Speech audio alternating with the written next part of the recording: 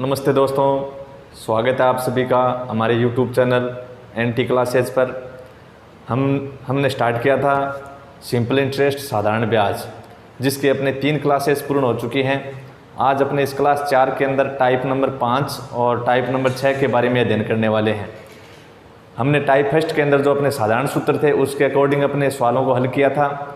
Second type के अंदर अपने क्या था, साधारण ब्याज क्या हो रहा था, किसी धन का n गुना हो रहा था। उसके बाद में अपने क्या था, किसी एक अपने दर या समय के अकॉर्डिंग अपना जो मूलधन था वो उसी धन का n गुना या x गुना हो रहा था, वो पढ़ा था।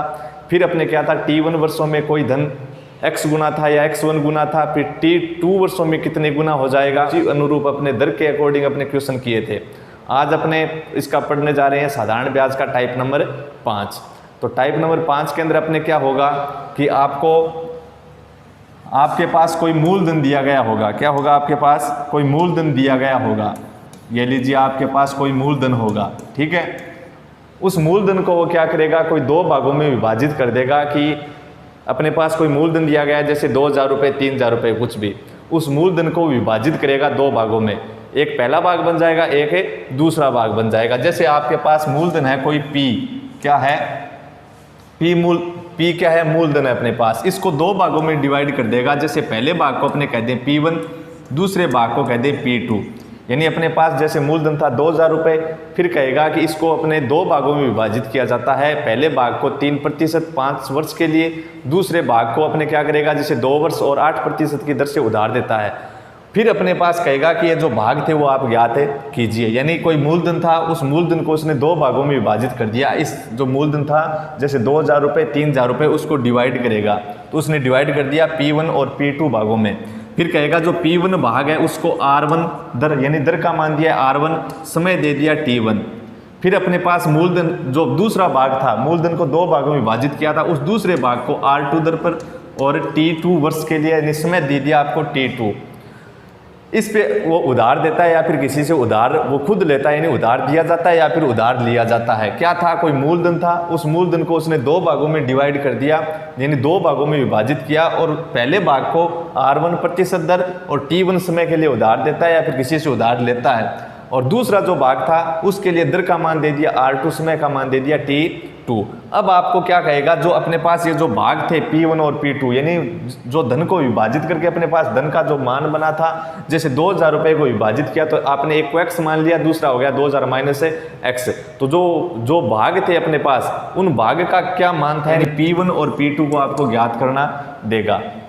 क्या क्वेश्चन बनता है, जैसे आपके पास 2000 रुपये थे, कितने, 2000 रुपये है, और उस 2000 रुपये को कहेगा इसको 2 भागों में इस प्रकार विभाजित किया जाता है। 2 भाग कहेगा, आपने एक को x ले लिया, दूसरा कितना बच जाएगा 2000 माइनस x, क्योंकि अपने कुल 2000 रुपये थे, उसमें एक जो भाग है वो x है, तो दूसरा अपने आप ही कितना रहेगा 2000 माइनस x। जैसे अपने पास 2000 रुपये थे तो एक के पास यानी एक भाग यदि 400 रुपये, तो दूसरा कितना होगा 2000 माइनस 400 यानी 1600 रुपये। तो इस प्रकार इसने 2 भागों में विभाजित कर दिया। फिर इसके लिए अपने अलग से दर देगा, अलग से समय होगा, और दूसरे भाग के लिए अपने दर का मान अलग होगा और समय का मान अलग होगा। फिर अपने ये जो मान है जो 2 भागों में विभाजित किया था, इसका मान आपको ज्ञात करना है, ठीक है।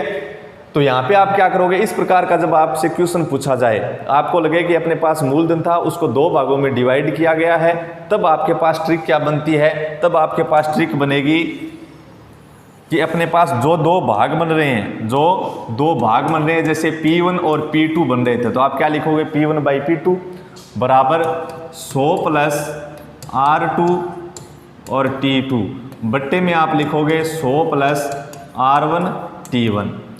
जब भी अपने किसी धन, जो अपने को मूलधन दिया गया है, अपने किसी व्यक्ति से उधार ले रहे हैं या फिर दे रहे हैं, उस मूलधन को 2 भागों में डिवाइड किया गया है, और तब आपको वहाँ पे डिवाइड वाले भागों के बारे में पूछा जाए, तब आप क्या करोगे, तब आपको क्या करना है, क्या ट्रिक काम में लेनी है, जो अपने पास भाग थे उनका आप अनुपात लोगे। P1 बाई P2 बराबर होगा 100 प्लस R1, 100 प्लस R2 और T2 गुणा के अंदर, और बटे के अंदर होगा 100 प्लस RT यानी 100 प्लस R1 T1। इस P1 के अपने जो ऊपर भाग है, यहाँ इसमें अपने जो R1 और T1 नहीं रखना है, क्यों, क्योंकि यहाँ पे अपने वज्र गुणा होगा। यहाँ पे क्या देगा, वो मिश्र धन बराबर देगा इनका। क्या देगा, अपने पास क्या थे, 2 भाग बन रहे थे P1 और P2, 2 भाग बन रहे थे। फिर उसने दर दी इसके लिए R1 और समय T1, इसके लिए दर R2 समय T2। और इसके अकॉर्डिंग अपने क्वेश्चन बने तो मैंने कहा था आपको कौन सी ट्रिक काम में लेनी है, इस प्रकार की ट्रिक काम में लेनी है। और यहाँ पे आपको देगा क्या, ये फॉर्मूला अपनी ट्रिक बनेगी कैसे, यहाँ पे आपको देगा कि इन जो भागों से जो मिश्रधन बनेगा, क्या बनेगा, मिश्रधन बनेगा, वो मिश्रधन इनका क्या होगा, बराबर होगा, क्या होगा, बराबर दिया हुआ होगा। तभी तो अपने यहाँ पे क्या आ रहा है 100 + RT। मैंने शुरुआत के पार्ट के अंदर आपको मिश्रधन जब अपना मूलधन 100 था तब मैंने वहाँ पे आपको ब्याज बताया था RT% और मिश्रधन बताया था 100 + RT%। तो यहाँ पे आपको मिश्रधन बराबर देगा, मिश्रधन बराबर देगा तब अपने बेसिक से हल करते हैं, तब उसके अकॉर्डिंग अपनी ये ट्रिक प्राप्त होती है।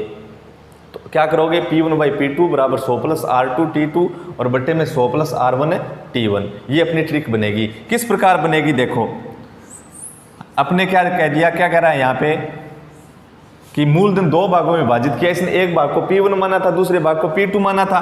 तो P1 अगर माना था उस भाग को तो अपने को ज्ञात करना है मिश्रधन। मिश्रधन होता है मूलधन प्लस ब्याज। या फिर आप मिश्रधन के लिए सूत्र देखना चाहो यहाँ पे, किसके लिए, मिश्रधन के लिए, साधारण ब्याज के अंदर मिश्रधन के लिए अपने सूत्र देखना चाहें, जैसे या चक्रवर्ती ब्याज के अंदर तो अपना क्या होगा, मिश्रधन का सूत्र मूलधन गुणा 1 + दर और बाई 100 और पावर उसकी क्या होगी, समय होगी। यहाँ पे क्या होगा, मिश्रधन बराबर मूलधन इंटू 1 + दर इंटू समय और बट्टे में कितना 100।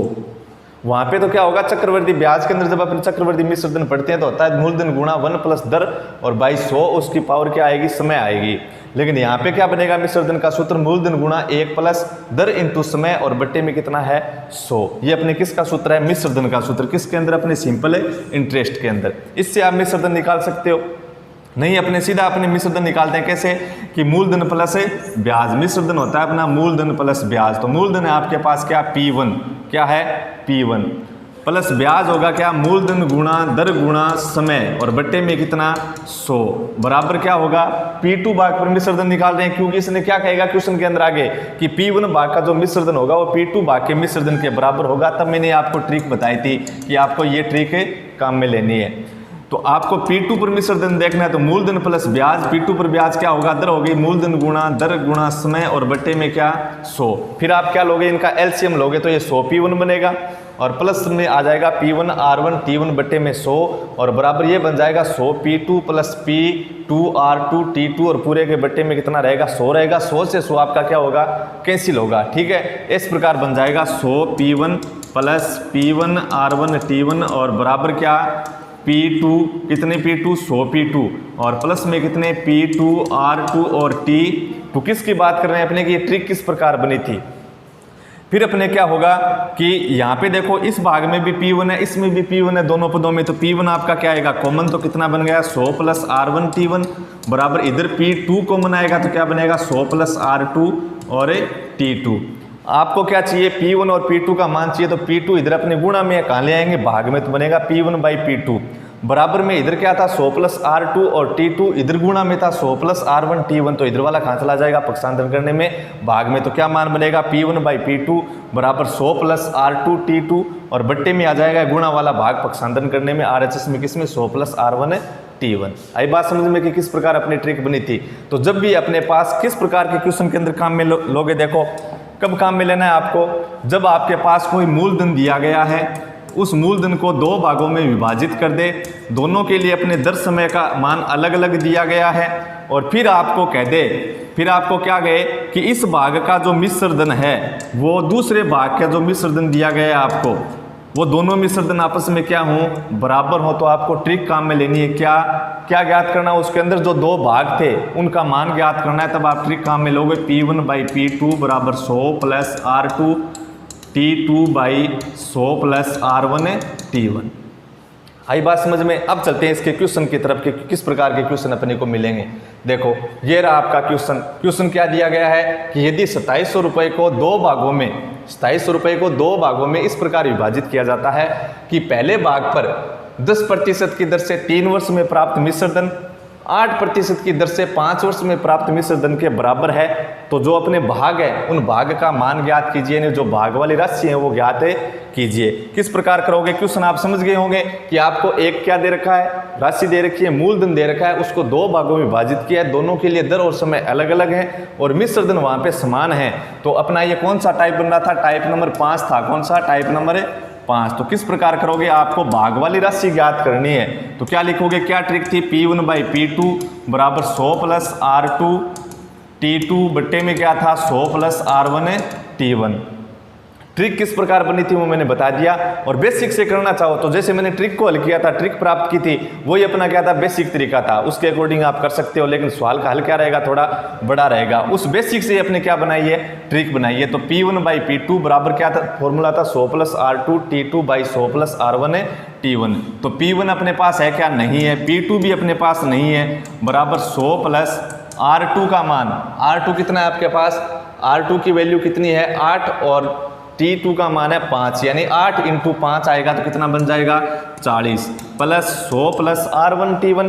तो R1 T1 मतलब किसकी R1 T1 थी, पहले भाग की जो दर थी वो मैंने R1 से दर्शाई थी और पहले भाग का जो समय था वो T1 से, दूसरे भाग की दर R2 से, दूसरे भाग का समय T2 से। तो मेरे को चाहिए R1 T1, यानी पहले भाग की दर 10 है और पहले भाग का समय क्या है 3 है। तो कितना बन गया 100 + R1 T1। तो R1 आया 10 पहले भाग के लिए और T1 पहले भाग का समय कितना है 3, तो 10 × 3 यानी कितना हो गया 30। तो क्या बना, P1/P2 बराबर हो गया 140/130।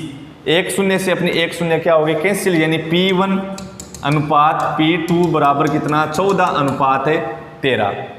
अनुपात आपके पास आ गए तो अनुपात से अपने जो भागों की जो राशि है आसानी से ज्ञात कर सकते हैं। किस प्रकार करोगे, देखो P1 का आपको मान ज्ञात करना है, तो जिसका मान ज्ञात करना वो अनुपात आप ऊपर रख लीजिए, कितना है 14। नीचे आप क्या लिखो, क्या दिया गया है आपको 2700 रुपये दिए गए हैं और 2700 रुपये क्या है, कुल धन है। कुल धन मतलब P1 + P2 बराबर P है, कुल धन है। तो कुल धन है यानी 2700 रुपये। कुल धन के बारे में कह रहा है 2700 रुपये, तो आपके पास दिया गया है 2700 रुपये। तो बट्टे में आप क्या लिखोगे, कुल धन दिया गया है तो कुल अनुपात लिखोगे। कुल धन दिया गया है तो आप बट्टे में क्या लिखोगे, कुल अनुपात लिखोगे। तो कुल अनुपात कितना है 27, क्योंकि आपको 2700 रुपये दिया गया है। 2700 रुपये क्या है, कुल धन है। कुल धन कब आएगा, जब इन दोनों भागों को जोड़ दें। तो अपने को कुल अनुपात चाहिएगा, कुल अनुपात कब आएगा, इन दोनों को अपने ऐड कर देंगे तो कितना होगा 27 इंटू आपको क्या दिया गया था, कुल धन दिया गया था, इसीलिए मैंने यहाँ पे क्या लिखा था, कुल अनुपात लिखा था। ये कैंसिल हो गया अपना एक बार, यानी कितने आ गए 100 और P1 बराबर कितने आ गए 14 × 100 यानी 1400 रुपये। और इसी प्रकार आप किसका मान ज्ञात कर लेंगे, P2 का। P2 की कितनी वैल्यू है 13, तो 13/27 × 2700 कितना आ जाएगा 1300 रुपये। एक क्वेश्चन और देखते हैं इसका। आपको दिया गया कि 1500 रुपये 8% साधारण ब्याज की दर से 2.5 वर्ष का मिश्र धन वही है जो किसी धन पर 5% साधारण ब्याज की दर से 2 वर्ष में होता है। तो बताइए वह धन कितना है। आपको क्या करना है, दो आपके पास भाग दिए गए हैं अलग अलग, आपके पास 2 भाग बनाए गए हैं अलग अलग और उन दोनों भागों के लिए मिश्र धन समान दे रखा है। तो आप तुरंत समझाओगे कि अपना ये कौन सा टाइप था, 5 नंबर टाइप था। और कैसे हल करना था इसको, कि जब भी अपने मूलधन को 2 भागों में डिवाइड किया जाता है और उन दोनों भागों का मिश्र धन बराबर है, तो अपने पास एक ट्रिक थी क्या, कि जो 2 भाग हैं उनके अनुपातों का मान क्या आएगा 100 + R2 T2 बट्टे में क्या 100 + R1 T1। तो P1 देखो आपको एक भाग तो दे रखा है यहाँ पे, ये अपना मूलधन नहीं है। मूलधन पे अपने बताओ इस टाइप के अंदर अपने मूलधन पे अपना जो मूलधन का मिश्र धन बराबर दिया था क्या, नहीं दिया था। अपने क्या था, मूलधन था और उसको 2 भागों में विभाजित करके और वहाँ के जो 2 भाग थे उनके मिश्र धन बराबर थे। तो ये आपको एक भाग दे रखा है उसका मिश्र धन और दूसरे भाग दे रखा है उसका मिश्र धन बराबर दे रखा है। तो उसकी अपनी ट्रिक ये थी, उसके अकॉर्डिंग हल कर लेंगे। तो P1 का मान आपके पास कितना है 1500, P2 आपके पास नहीं है, उसकी जगह आपको दे रखा है किसी धन पर 5%, तो वो अपना दूसरा भाग है, तो उसको मैंने लिख दिया P2 बराबर 100 + R2 और T2 R2 क्या थी, दूसरे भाग की दर और समय। तो दूसरे भाग के लिए दर कितनी थी 5 और समय कितना था 2, तो 5 × 2 कितना हो जाएगा 10 बट्टे में क्या 100 + R1 और T1। R1 T1 क्या है, पहले भाग के लिए दर और समय, तो 8 × 2 सही 1 2 सही 1/2 यानी मिश्र भिन्न के रूप में दे रखा है, तो आप इसको सरल भिन्न में बदल लेंगे। 2 का 2 से गुणा होगा 4 और 1 अपना जो ऊपर वाला शेष पला वो क्या हो जाएगा, ऐड हो जाएगा, तो कितना बनेगा 5/2। तो क्या लिख दोगे 100 + RT और R क्या R1 है T1 है, यानी पहले भाग के लिए दर है आपकी 8 गुणा समय है आपका कितना 5/2। तो 2 से अपने कैंसिल कर सकते हैं, अपने मल्टीप्लाई के अंदर गुणा के अंदर, तो कितनी बार भाग जाएगा 4 बार। कितना बना 1500/P2 बराबर 110 और बट्टे में आ गया आपका कितना 4 × 5 हो गया 20। 100 + 20 कितना हो गया 120। एक शून्य से आपका क्या हो गया, एक शून्य कैंसिल हो गया। यदि आपके पास दोनों ही भाग नहीं होते तो आपके पास यहाँ पे अनुपात मिलता, और अनुपात के द्वारा अनुपात मिलता और आपके पास कुल धन होता, यानी जो अपना मेन धन था जिसके अपने 2 भाग किए थे वो धन आपके पास दिया गया होता, और उस धन के अकॉर्डिंग अपने अनुपातों के द्वारा इसका हल ज्ञात कर लेते। लेकिन यहाँ पे आपको एक भाग दिया गया है तो दूसरा भाग अपना ज्ञात हो जाएगा। दोनों ही नहीं दिए गए होते तब आपको वहाँ पे कुल धन दिया गया होता है, यानी P1 + P2 का मान होता है, और अनुपातों के द्वारा अपने हल ज्ञात कर लेते। तो अब अपने यहाँ पे आप वज्र गुणा या फिर तिर्यक गुणा करवाओगे तो क्या बनेगा 1500 × 12 और यहाँ पे बनेगा P2 × 11, और 11 के अपने जो P2 है उसके गुणा में 11 होगा, तो अपने उसको पक्षांतरण करेंगे तो कहाँ चला जाएगा, भाग में चला जाएगा, और किसका मान आएगा P2 का मान आएगा। तो 1500 को आप 12 से गुणा करवाओगे तो 15 × 12 होगा अपना 180, और आगे डबल शून्य का डबल शून्य, बट्टे के अंदर कितना 11 बराबर किसका मान P2 का मान। तो 11 का भाग दे देंगे, कितनी बार चला जाएगा 18 में 11 का भाग एक बार, बचेगा 7 और हो गए 70। 70 के अंदर 11 का भाग कितनी बार 6 बार, 36 कितने बच गए 6 बार, यानी 66 हो गए, कितने बचे 4, और 4 के आगे अपने क्या किया 18 के अंदर भाग दे दिया एक बार, फिर 7 बचे 70। 70 के अंदर 6 बार गया 66 और कितने बच गए 4, 4 के आगे शून्य लिखा तो 40, और 40 के अंदर आप भाग दोगे 11 का कितने बार 3 बार 33, फिर बचे 7 और 7 के आगे वापिस शून्य है तो होंगे 70। 70 के अंदर 11 का भाग कितनी बार जाएगा 6 बार, कितने बच गए 4, लेकिन आगे अपने अब कोई अंक ही नहीं है आगे लिखने के लिए, तो 4 बचे हुए आगे कोई अंक नहीं है, तो अपने लगाएंगे दशमलव। दशमलव लगाते ही पॉइंट लगाते ही अपना 4 क्या बन जाएगा 40, और 40 के अंदर भाग जाएगा कितनी बार 3 बार, फिर वापस अपना कितना बचेगा 7, और 7 का कितना होगा 70 क्योंकि दशमलव लगा चुके हैं तो कितनी बार भाग जाएगा 6 बार, कितनी बार है 6 बार, तो कितने हो गए 16 36.36 और फिर वापस 3 आएगा, फिर 6 3 6, यानी लगातार आवृत्ति होती रहेगी। तो अपने बार भी लगा सकते हो किसके ऊपर 3 और 6 पे, यानी 36 पे। ये आ गया अपना किसका मान P2 का मान। तो बताओ दूसरा भाग अपना क्या था 1636.36 रुपये थे।